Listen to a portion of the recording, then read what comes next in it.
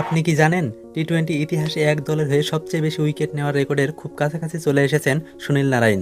সর্বোচ্চ maiden over, super ওভারে maiden আর 100 ইনিংসের বেশি খেলা বোলারদের মধ্যে তৃতীয় সর্বনিম্ন ইকোনমি রেট।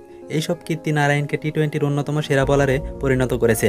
সম্প্রতি কলকাতা নাইট রাইডার্সের হয়ে 200 উইকেট পূর্ণ করেছেন তিনি। তার আগে এই মাইল ফলকে পৌঁছেছেন কেবল সমিত প্যাটেল, যিনি নটিংহামশায়ারের হয়ে নিয়েছেন 208 উইকেট। নারাইনের 200 উইকেটের মধ্যে 182টি এসেছে আইপিএলে আর 18টি চ্যাম্পিয়ন্স লিগে। এখন নারাইনের সামনে আর মাত্র 9 উইকেট, তাহলেই তিনি গড়ে ফেলবেন নতুন বিশ্ব রেকর্ড।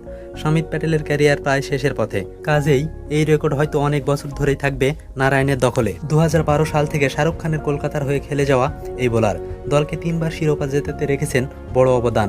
আর সবচেয়ে মজার ব্যাপার, 3বার আইপিএলের সেরা খেলোয়াড় নির্বাচিত হয় একমাত্র ক্রিকেটারও তিনি।